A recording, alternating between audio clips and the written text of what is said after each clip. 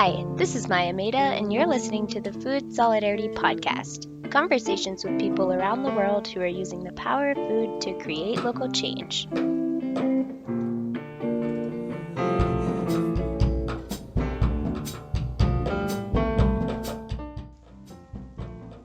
Hi, everyone, and welcome to the very first episode of the Food Solidarity Podcast. Today we'll be speaking with Paola Pollmeier.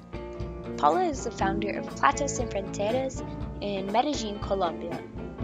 Platos and Fronteras is an organization that is using social gastronomy practices in vulnerable communities to address malnutrition, food waste, and social inequities. Hi, Paula, and welcome, and congratulations on being a recipient of the fund and the very first speaker we have on this podcast series. Hi Maya, how are you? I'm doing Thank you well. for inviting us to the session. Oh, absolutely, Paula. It's our pleasure to have you on. Welcome. For my first question, I just want to ask you, when was the first time you realized that food was a tool for addressing some of the most pressing social and economic disparities, crises, and problems that our world is facing today? Um, and how does that inspire your work at Platos and Fronteras? Yeah, so my first connection with it, that I really became conscious around it, was when I started to work with the municipality of Medellin, like here in Colombia. Before I was not really that conscious around it. I was like eating what was tasty in a way. And I realized and then got involved in all this when I started to volunteer in a community, in a vulnerable community here in Medellin. And it started with conversations with community leaders where they were like, okay, we would love to learn how to cook. And when we started to talk about food and about the role of food in their lives, I realized what the actually conditions were in that community. And that's where my whole journey started as well. So I kind of like transformed my eating habits and all that while I'm with the community. I learned from them, and they learned from the network I was able to connect to them. So yeah, it's like 4 years ago, approx. Tell us a bit about the space which Platos and Fronteras operates, and what is your role as founder of the organization? What role do you play in the communities that you work in? Um, so yeah, first of all, like my role, like from the beginning, is more like a connecting role, and fostering collaboration, because it's not that I'm transferring knowledge. Like what I started to do is I created this public private civic network, um, which I incentivized in a way to support. So we started in bringing chefs to the communities to transfer their knowledge around more conscious eating, more conscious cooking, and that's how it all started. So and in the end, a lot of chefs even connected directly with the community, and they were like continuing their work with them. So I'm just like more the space creator and the connector, that in the beginning, and then it started to become more that women wanted to get more involved. They were like, I want to actually have my little business around food. And that's where I started to even get like public institutions involved, to support in certifying them in food manipulation and so on. So my role at the moment, and still is like connection, creating connections, bringing people together. And that's why we are also called Plates Without Borders, because it's about really breaking those borders down, or these walls down. Incredible. The world needs more great connectors, and people who build bridges between spaces and realities, I think. So thank you for that. Since the Food Solidarity Fund was designed to really support those organizations that are serving meals, can you tell us a little bit about your emergency food aid response and um, what how you've been serving these communities during the COVID-19 crisis. Okay. Yeah, so in the beginning it was, as I told you, like it was about like transferring knowledge mainly, right? So it was not that much about handing over food to the communities. So what we wanted to create was like a community which like fosters resilience, which brings different community members together around food. That's why we have like those first two pillars, which is like in our model, it's about connection and education. And and that's what we still do. The education pillar is really about like giving you the tools so you can start manipulating food and like cook for others. And then in the third pillar we have is like really thinking about how can we use the skills we learned to achieve or to generate income. So what we have been doing is that we have been creating experiences which we were selling to tourism agencies, to institutions, to companies, where the women were the teachers from them, like showing them new dishes, new plates to prepare, like transferring the knowledge they achieved in our program to others. And through that, we generated income, and we're paying those women to generate, yeah, to support them in making their living and like improving the quality of life. During the crisis, and I think that was like the question, we are focusing on delivering food, but it's not only focused on just focused on energies and calories. It's really about how can we keep that connection to consciousness and like delivering healthy and nourishing food for our families. And that's what we do with different organizations who work with local farmers. We have an alliance and partnership with the municipality, with the local farmers market, which right now is not open, but they connect the farmers directly to us, and we connect the food from them and the markets to the community.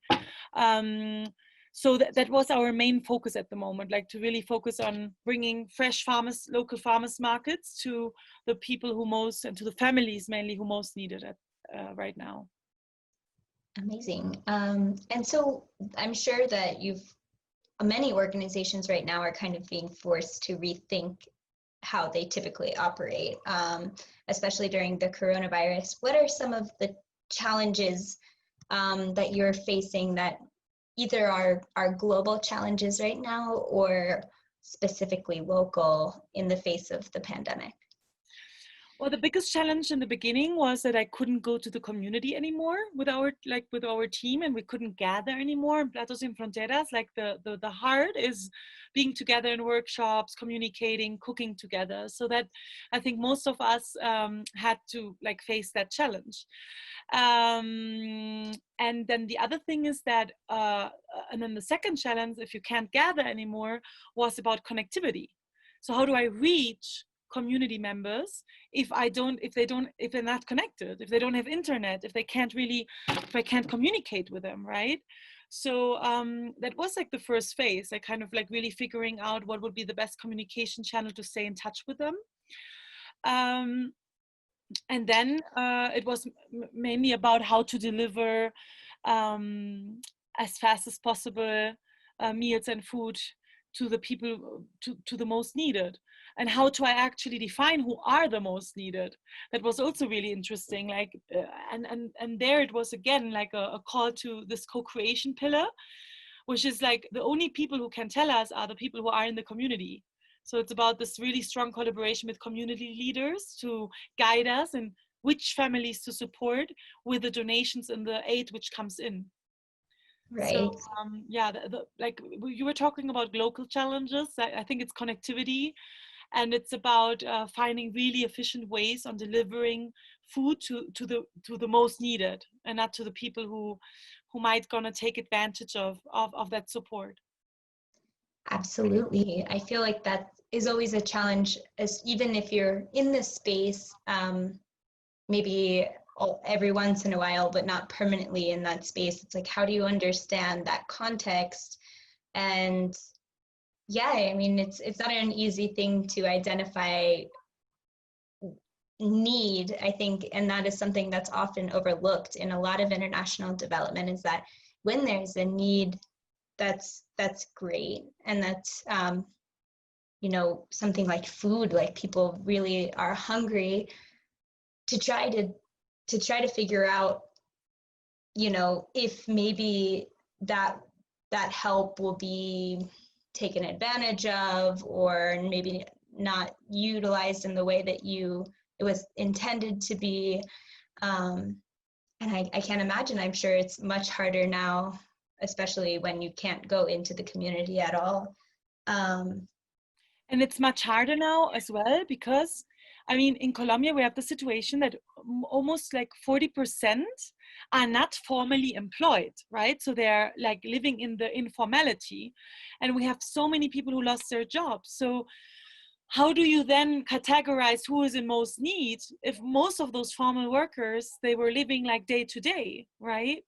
So it's difficult. It's very difficult to assign it to one family, but to the other family you don't. And but you know that in the end, everyone is in need. Right. So yeah, it hasn't been easy. So what we have been trying to do is, yeah, trying to like deliver food to as many families as possible, because there was in the beginning the idea to just to constantly like support one family, and we did that. Like there were some families who got like 2 times or 3 times aid, but then we said, okay, like let's now really spread and try to benefit as many as possible. Yeah, absolutely. And so those are very local challenges, but in what way is being part of like a global network like SGM, does that offer you like support in kind of your day-to-day in dealing with these day-to-day challenges? Like, do you find inspiration from other organizations who maybe face similar challenges, though in their own unique local context? Well, I'm already like with Platos in Fronteras, we're already part of SGM since 3 years. Like I already know them since their summit they did in Brazil. And since then I have been participating to the first summit. One of our team members went, and then she came back and was like, we have to be part of this, because like all the organizations that I met were so inspiring. And that's where I was like, okay, then it's definitely worth it to keep going there. And the main driver for us to be part of the movement is inspiration, and kind of like feeling that we're not alone on the journey. So whenever I'm in a webinar, or whenever I connect with another organization which is doing something similar, and I know that I can get back to them. Like a while ago, I was in a session where there was an organization which is focusing also on nutrition knowledge transfer. And I did this beautiful book for children, and I was like, oh, we need this, you know? And she was like, I'm happy to share it. Like, you can adapt it to your local, like, integrate local stories and so on, but the methodology and the storytelling is similar. And I was like, wow, great, you know? And also we got in contact through SGM with an activist and chef, which is Charles Michel. And when I found the profile through SGM, I'm like, oh, like let me ask him, because he's French Colombian, and he supported us in the Farm to the Plate campaign we did with the municipality. So I'm feeling that I feel much more connected with organizations which are doing something very similar to us. And I think that's more or less it, that you have this support network. And that's what I feel when I talk about SGM as Platos sin Fronteras. So as you mentioned before, you were this kind of um, co-creator, space provider, collaborator, and this is really key to your role in Platos sin Fronteras. But it's important to note that while your organization is one of the initial 10 to receive grants from the Food Solidarity Fund, you also play an interesting role as a community lead for the social gastronomy movement. So, what are you doing to ensure that other organizations can really make the most out of this opportunity, um, whether it be mentorship, exchanging best practices, running workshops? What's going on there?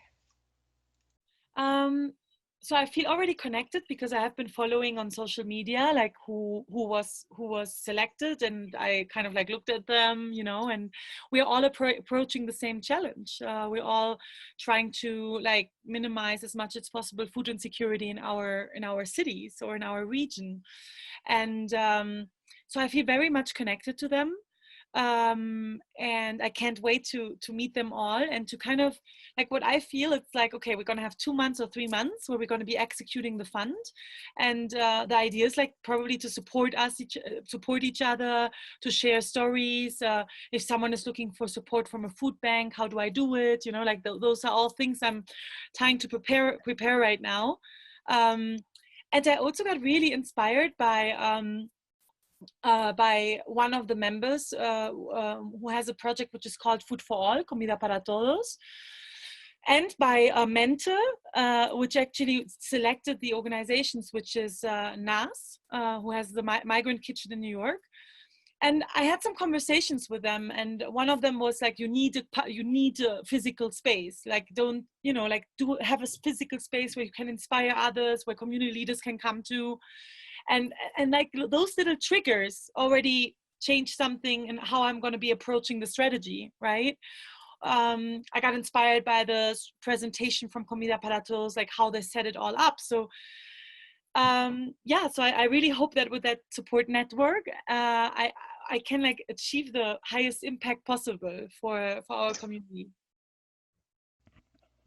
Incredible. Yeah, I really think that the power here does lie in that connection and that ability to hear different perspectives and then, you know, take that into consideration to really scale your local impact. And I think this is going to be really beautiful, and hopefully at the end of this 3 months, everybody will feel that they're not alone in this journey, that they have a whole community, a whole global community of people who have their back and are willing to be there with advice and support at any moment.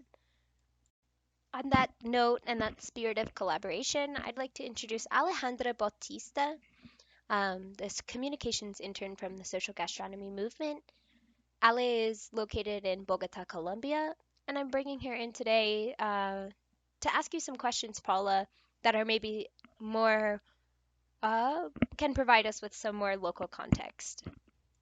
So without any further ado, welcome Ali, welcome to the show, and I'll leave you to it. Hi, Maya. Hi, Paola. Thank you so much for having me, for the opportunity to be here. Really excited. I was very looking forward to ask you some Colombian related questions. And the first one is, how was the very first experience bringing Plantas Sin Fronteras ideas into Moravia and the comunas? Our first experience was actually, I think it was like in my volunteering work. I was working with some German architects who were intervening a space in the community. They were like creating a community gathering place. And I was going to do a co-creation workshop with the community leaders to identify their needs, like what did they want to do in that space. And that's where we identified that what would be beautiful is to start cooking together and to learn new recipes. That was the initial need the community leaders expressed to us, or to me. And that's when I kind of like started to observe more and more, like what is the food offer in the community, what do people like to cook. And that's how I started to actually get from my first time involved into food insecurity terms. I didn't even know what food insecurity was, actually. So I was like starting like 4 years ago, like to really get to know and learn more about that concept. So yeah, and then it was really about looking for partners in the community, like as a community center. I started to contact chefs, and I was like, would you like to give a workshop for us and show us some new recipes? And that's how it all started. Great, awesome. And why Moravia? Like, how did you choose? Why did you choose it as your first place to start?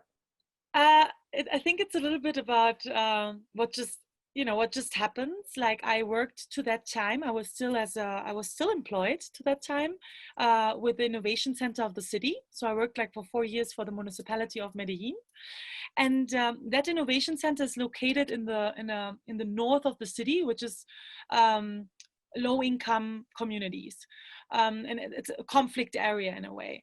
And since it was so close to Ruta Ene, um, I was much more like, closer and more related into what I was doing with that community, and plus my volunteering was in that community, so it was a lot about around like a personal contact with the women I met, who nowadays are friends as well, and uh, big co-creators of the strategy. Like without them, this wouldn't exist, and that's why we chose Moravia. And then what happened is that I started to look into numbers, and I realized that it was one of the communities with highest food insecurity levels, more than 75%.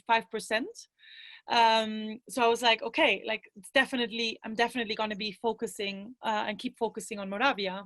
Mhm. Now we already like went to other communities, Comuna 8 and Comuna 13, which some of you might know if you have been a tourist in Medellin. Most of the people go to Comuna 13 because it was a very conflictive comuna, which nowadays is like the municipality created an electric stairs there, and did different interventions to connect the communities and to create more resilience. And now it's a not anymore because of the crisis, but it's a tourist hotspot in Medellin. Right, and I was about to ask you as well. You guys did like a gastro tour in Moravia, like earlier this year. Yeah. How did that idea came out? Oh yeah, it was about like so once we had more than 30 women who got certified in food manipulation and had like workshops all the time, and they were getting really, it was really, we got really well in this, and then we were thinking about how can we create income, for us, through food, through gastronomy. And then we said, okay, like let's connect tourism with gastronomy, and let's do tours, but not like to get to know like the community itself. It was more about like, let's do a little tour and show and create like food stations where the women were already like selling food, and they were like showing salsas or different stuff they have learned, and we're selling it. So we did the tour, we went to those different stations, and in the end we got to that community place where we have a mobile kitchen there, thanks to the German architects who have this project there, Urban Lab Medellin Berlin it's called. And then we gave a workshop to those tourists around healthy cooking recipes. So the women transferred the knowledge to tourists and people who have never been in the community. So it was very interesting to connect gastronomy with tourism. And that was one of our first questions, like since we started, was like, okay, once we learn about it, like for women who love gastronomy and want to learn more, like why don't like identify and support them, and even making a living out of it. Mhm. So yeah, so that was when that tour was born, and we actually called it, because we were already part of the network, we called it Social Gastronomy Tour. So we didn't call it Platos y Fronteras Tour, we called it Social Gastronomy Tour. And we had more than 12 participants.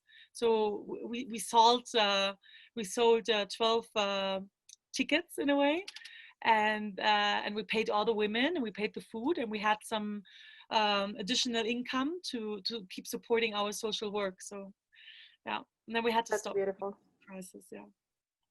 I think it also ties with education, like what you guys are doing for these women. And I would also like to know, how do you see food as a tool for peace in a place like Colombia, in a place like Medellin, for example? How do you feel like those two things can do an impact and transform society? Oh, I think it's one of the main tools I would always use, like cooking together and eating together. because once you are in the kitchen, it doesn't matter where you're from, right? Like you have a recipe and you start cooking together, and it's this one purpose, and everyone kind of gathers around it. And that's where conversations come up, and that's where we're sharing like special moments together. And I think it's a very important resilience tool, food, cooking, because we're doing it 3 times a day in a way, and it's a beautiful opportunity, either in my nucleus, in my family, to get together, and that's very often where we fail. Where we don't, like, we're not getting together anymore for that big family meal, you know, like people eat in front of the computer or in front of the television. There's only one person responsible, which most of the times is the mother who prepares the meal. So I think it's about really using food to gather again, and to communicate, and to talk with each other in our families. And then if we have those programs as Platos in Fronteras and as other programs, to how can I gather my community through food together, and to really exchange and create those networks again. And just to complement, thanks to this community events and this cooking together, we created such a strong network that in the end, the women were the responsibles to hand over food. Like, I was just a connector. I was like bringing the money in and bringing the food in, but who selected the beneficiaries and who was handing over were the women who felt part of Platos in Fronteras, of this network. So yeah, I think it's a beautiful tool for peace. Okay, I was also wondering about the work that Diego Benitez is doing with Siembra Viva. Could you tell us a little bit about it, and how are they working with local farmers? And that would be my last question for you. Okay, thank you. Okay, so Diego, we connected with because we wanted to deliver fresh, organic food to the most, because right now, like, one of our main challenges is not to get sick, right? Like, to have a really strong immune system. And I got to know Diego through former work, which I had in the municipality, and I admire his work so much because he's doing education processes for farmers. He's supporting them and showing them more about regenerative agriculture. So he shows them how they can grow food in a very sustainable way. And our decision to work with Siembra Viva was because we were like, we want to support local farmers, we want to support sustainability, like like incentivize people to grow organically, and we want to deliver to our communities the best food possible. And that's where we started to work together. So one, like a donation which you give to Platos, it's not only that we're handing meals and markets over to the most vulnerable, but it's also, we're like fostering local farming and fostering the beautiful work of Siembra Viva, which has the social purpose. They are a company, but they are social. They're a company with a social purpose, and that's why this alliance started, and that's also why we started from the farm to the plate concept or campaign. Where we then started to work with the municipality first, but now the second season, we want to even foster our engagement and our collaboration with Siembra Viva. Thank you so much for coming on, Ali. Those questions were fantastic, and it's really great to have your perspective here. So thank you. You're amazing. Thank you. Both of you, Aleja and Maya. Thank you. I have one last, and it's a big question. It's all encompassing, and it's a bit of an imagination exercise. So let's imagine it's 2030, and all of the UN Sustainable Development Goals have been accomplished, including zero hunger and zero poverty. In your head, what does the food system look like? And what was your role in getting it to that point? Well, I think that if I could dream for 2030, I would love to see more permaculture. I would love to see people who live in communities, like families who live in communities and who grow their own food and who grow their own foods and share their knowledge with others in a way. I love actually your question, because most of the time the questions are around what happens if something is not accomplished. Now the question around what happens if we have accomplished the Sustainable Development Goals until 2030, which right now a reality is that anything is on track at the moment, especially when we talk about food insecurity. We're completely off track. Like obesity is rising, people are getting more and more sick. We have a pandemic and another pandemic, not only coronavirus, it's we're getting sick from the food we're eating. But if I dream, I wish we would live in other sustainable communities where we grow our own food and where we share our knowledge with each other around the table. So that's what I dream, that we become much more auto sustainable in a way, and that we're not like that dependent on others. Yeah, this is also my dream. I hope that one day we just have pockets of little self-sustainable communities everywhere that are all, living in harmony with the earth and using permaculture techniques. I think it's really interesting. I actually had a professor, his name's Christopher London, who used to always talk about how basically in order to move towards a more sustainable future, we almost need to revert back to peasant farming techniques that are old, ancient techniques. And really that's what permaculture is, and that's what agroforestry is. And you have this, you could have so much more diversity and so much more nutrition in a little tiny square garden than even you could have with like a massive monoculture fields that are producing, these identical looking tomatoes that that are sold, basically looking like red balls, just not. Yeah, and it's a paradox that a farmer has land and he has not the food to survive from it, right? And even farmers who tell us, I'm not going to eat that tomato because I know what I put on it.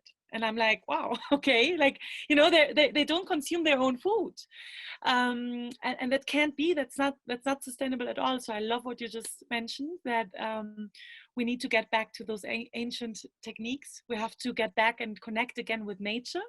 Like if I could dream, I would have like wilderness schools all over, like children getting courses and getting taught in the woods, in the forest, and just like getting back to nature, and that's what we completely lost, especially in the cities. Absolutely. And if anything, the pandemic has shown that how unsustainable city life is right now, and how really when you take away all of the benefits of, living close to work and taking public transportation and, being in a convenient location, none of that really seems to matter anymore. And what really feels like it matters is that connection to nature, and that ability to kind of say, okay, if all of the trucks stopped delivering to my local grocery store next week, I wouldn't starve, and that's kind of a question I think we all, at least when I first learned about the coronavirus and how it was, I was really nervous about that, especially being in like, an area in Brazil where it's not uncommon that truck drivers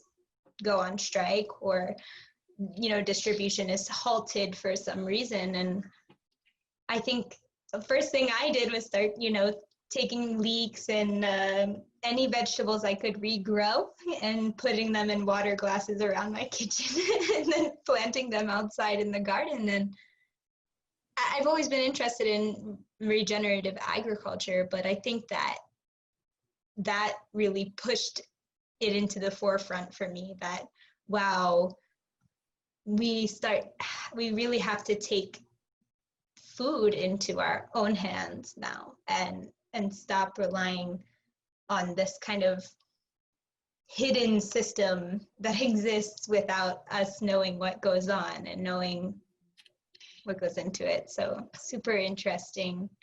I agree. Yeah, and I think one dream is really to connect again the urban lifestyle with the land. And I don't know, like there's so little you need to actually be happy, and very often, like, there are some farmers like make it possible to have your own land where you can grow your food and where you can like live with your family in peace. And that's something, right? Like, and right now it's a trend, like everything what you were just mentioning right now, it's this process of awakening, right? And even if it's very difficult right now for a lot of people, it's also like it has been a process of waking up and getting more conscious and trying to reconnect in a way, to reconnect. So yeah, I just really enjoyed what you just said, like the process of awakening. Yeah, absolutely. And in a time when, we all feel very alone, we can rest like assured knowing that we're not alone in that. And that I think the fact that it's a trend, well, trend has kind of a negative connotation. It's like a really good thing because it's a positive trend. It's a trend that I hope everybody continues and never goes out of fashion, So, and I think that one beauty of this fund too, and organizations like you, is not only for connecting with each other, but also connecting with people who are starting to see that in their own lives. Beautiful. Thank you so much. I really enjoyed talking to you, and thank you so much for being here. And thank you to Ale for really just jumping in and first, feet first to the Food Solidarity podcast here. And I really appreciate you. I'm so happy that you were our first interviewee. So congratulations. Thank you, Maya. Congratulations again on receiving the Food Solidarity Fund. I really so happy for you, and I can't wait to see all of the beautiful things that are going to come from Platos and Fronteras and SGM in the next couple of years. So I think we can work towards that future, that beautiful future we both. We will, Maya. Thank you so much. Thank you so much. I think it's beautiful, and I can't wait to listen to the others. And if you need anything else, just let me know. And yeah, and then we talk. Amazing. Amazing. Thank you so much. Thank you. Bye-bye. Ciao. Bye. Thank you, everyone, for tuning in to the Food Solidarity Podcast. Over the next 10 weeks, we'll be sharing more stories from organizations around the world who are using the power of food to create local change. If you're interested in learning more about the social gastronomy movement, the Food Solidarity Fund, or the work of Platos Sin Fronteras, visit www.socialgastronomy.org. Thanks!